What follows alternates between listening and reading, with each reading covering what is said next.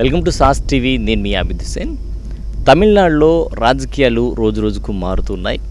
ప్రధానంగా single largest పార్టీగా అవతరించినటువంటి TVK నుంచి విజయ్ ముఖ్యమంత్రి పీఠాన్ని అధిరోహిస్తారని అందరూ భావించారు.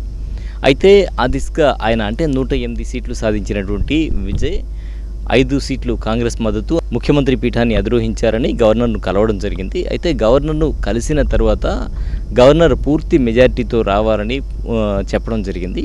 పూర్తి మెజారిటీతో రావాలని చెప్పిన తర్వాత రకరకాల ఊహాగానాలు వచ్చాయి. డిఎంకే, ఏఐడిఎంకే ఈ రెండూ కలిసి ప్రభుత్వాన్ని ఏర్పాటు చేస్తాయి అనేటువంటిది విస్తృతంగా ప్రచారం జరిగింది. స్టాలిన్ ఏఐడిఎంకేతో చర్చలు జరుపుతున్నారని, త్వరలోనే ఈ రెండు పార్టీలు కలిసి ముఖ్యమంత్రి పీఠాన్ని, ఎందుకంటే డిఎంకే, ఏఐడిఎంకే పార్టీలే తమిళనాడులో సుమారుగా 49 సంవత్సరాల నుంచి పాలన కొనసాగిస్తూ ఉన్నాయి. దాదాపుగా వారు లేదంటే వీరు అన్నట్టు అక్కడ సాగుతుంది. ఈ నేపథ్యంలో తిరిగి వీళ్ళే పార్టీ ముఖ్యమంత్రి పీఠాన్ని అధిరోహించేటువంటి అవకాశం ఉంది అనేటువంటిది అయితే జరిగింది. అయితే స్టాలిన్ తీసుకున్నటువంటి నిర్ణయం ఏదైతే ఉందో ఇప్పుడు అందరూ దీన్ని అభినందిస్తూ ఉన్నారు.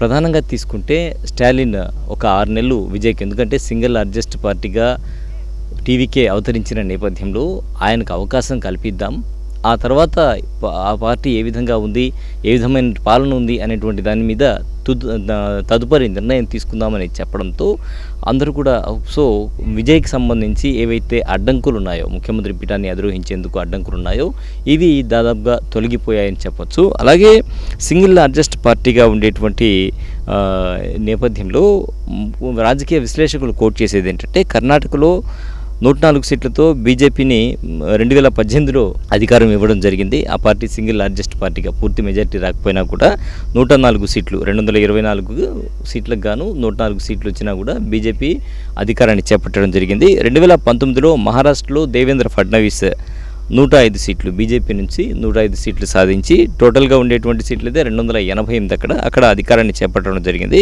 కాబట్టి దాదాపుగా విజయ్కి సంబంధించి అధికారాన్ని చేపట్టడం పెద్ద కష్టమేమీ కాదు అని చెప్తున్నారు.